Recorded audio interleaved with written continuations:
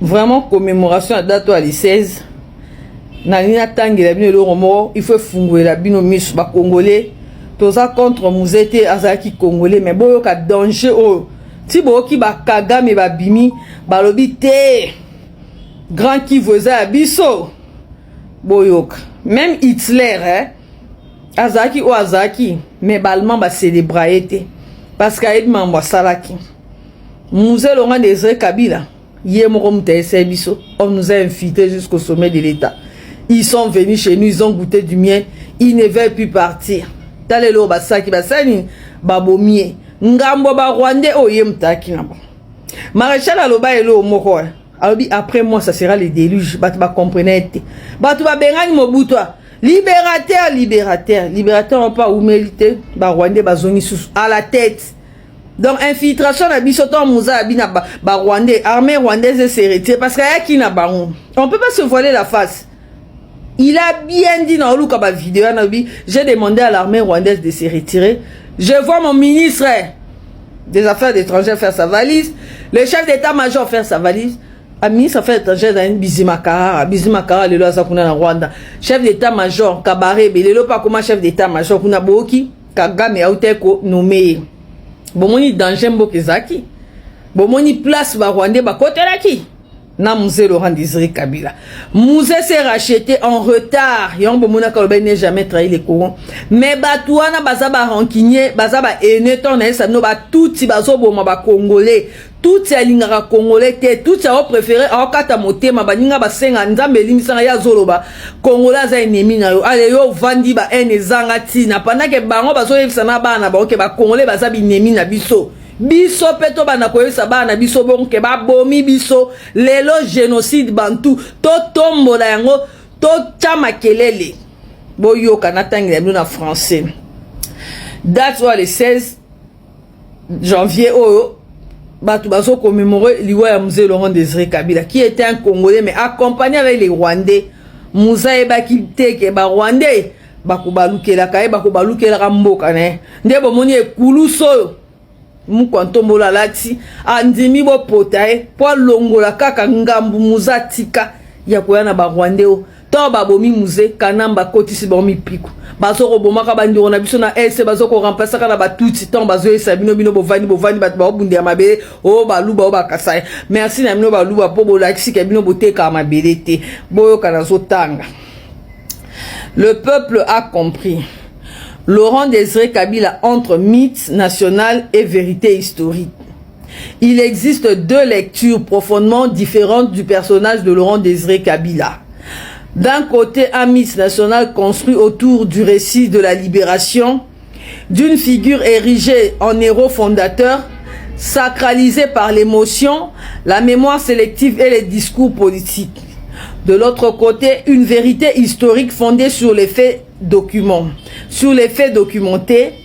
les alliances étrangères, les choix militaires, les conséquences humaines de la guerre et les responsabilités politiques dans l'un des conflits les plus meurtriers de l'histoire contemporaine du Congo. Contrairement au récit entretenu, Mouze n'a pas libéré le Congo. Il a livré en s'alliant au Rwanda et à l'Ouganda. Notamment à travers l'accord de l'Emera. Il a compromis la souveraineté nationale alors que le régime de Mobutu était déjà à l'agonie. Cette rébellion n'était pas une nécessité historique. Elle a ouvert la voie à une guerre aux conséquences génocidaires faisant plus de 3 millions de morts. Aujourd'hui, faire de Laurent Désiré Kabila un héros national est considéré comme une insulte à la mémoire de l'intelligence collective. Un héros ne prend pas les armes contre son peuple, ne pactise pas avec l'ennemi et ne transforme pas son pays en chantier. Le Congo n'a pas besoin de mythes. Il a besoin de vérité. Sur le plan analytique, Kabila peut être qualifié de héros tragique au sens politique ou plus jugement d'acteur paradoxal, un dirigeant dont les contradictions ont provoqué la catastrophe tout en déclenchant malgré lui un réveil national, mais ce concept n'a rien d'honorifique. Il décrit un paradoxe historique par une grandeur morale. Il est moralement, historiquement inacceptable de célébrer comme héros un homme associé à des crimes de masse, à des viols systématiques et à des violences contre les civils, femmes et enfants compris. Célébrer son personnage revient à banaliser l'horreur et à trahir le victime. L'Allemagne ne célèbre pas Hitler malgré son rôle historique. Pourquoi le Congo devra-t-il sacraliser Kabila? L'histoire exige lucidité, rigueur et respect des morts, pas l'émotion ni l'amnésie sélective. Le peuple congolais a compris. Vous comprenez, dit Kambaron? Pour Moutoua Yakim Naba Rwandais Bazalawa, c'est musée. On ne peut pas se voiler la face. Hier, je leur ai demandé de se retirer. À mon ministre, chef d'état-major Bakangi Bisaka. Yango na tuni. Biso tozaki te ba Congolais. Yango lo na sa koloba. Différence ya Etienne Tshisekedi des acteurs. Bazaïwa babane ko sa l'opposition ka awa na Mobutu. Mukolo moko te akende koluka armée étrangère. Rappelez-vous que quand vous êtes venu, Papa Etienne, c'est fouta batoyo, bazonga, oh batute. Boye baka histoire eleka na mboko te Papa Etienne batoka e bazonga, c'est na village natal, Mouza zonga ka na village natal. Conséquence nini Mouza oumela quitté. Ces gens-là l'ont tué. Papa Etienne a vivre sous longtemps. 16 ans après né Papa Etienne a Kenya. Pour ya koufa le 1er février 2017. Mouza oumela était na 2001 à Kenya. Mais abenda kaye mato ya lobi oyebi bato te. Lelo ti bomo na Kagame komoloba Nord Kivu na Sud Kivu accord à l'Emera. Pour Kagame a précisé bien na poème na Tshisekedi te.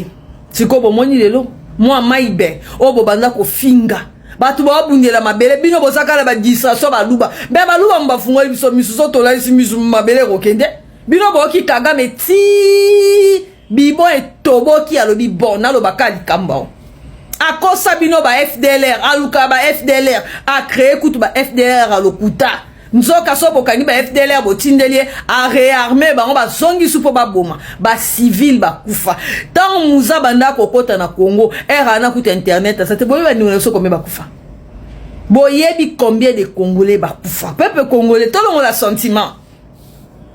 Bato na ba na mawate, na yebi Sabino lo moko, bo sala ka analyse. Bato Afdel, côté congolais, nyonso balia pao. Ba camarade Mouze nyonso, ba combattant Mouze, ba yaka na yewana nyonso.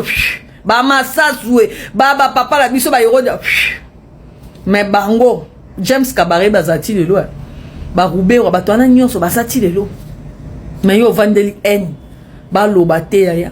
Yo nwo koma moumbu, tuna bato este. Tuna bato este. Tuna bato Bukavu. Accord à l'Emera. Yonanga toyebaki on.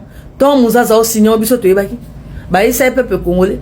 Mais si accord mon kontombolo a signé, bien surtout bomunyon. Abombaka. Et ça passe hier congolais. Ba ene zangatina. Et ba congolais belé bo comprendre. Merci. Na moni ba narratif. Merci na ba Thierry Kambundu. Ba journaliste ba comment on Facha ça a raison. Soto la lisimi sumbo keke. Bon, M23, comme n'a pas communiqué pour pas distraire bino. Combien de fois ba robima? Ba bima mbala moko ba saka ba te ba communiquer. Pour nani ba laver ma bena ba on ba salaki. Ya ko boma ba on peut ba bomi ya. Ils ont tué, ils ont violé. En tout cas, je salue mon ami personnel, le prochain président du Rwanda, Jean-Luc Kabila Kimana, wana camarade nanga. On a boye bi ete bote ngam no tanga kombo na. Tanga koma président na moi no bo wela te. Moi na mobile na pe perdre papa na ye. Na ba condition mo étrange. Na sepela na phrase noire loba. Abili wa papa na ngala mort de mon père. Je ne souhaiterais même pas ça à mon pire ennemi. Lelo bomoni Mouze moko na zonga ça no ba vidéo ne Mouza zo regretter que Rwanda na Uganda bali komwe kabwana.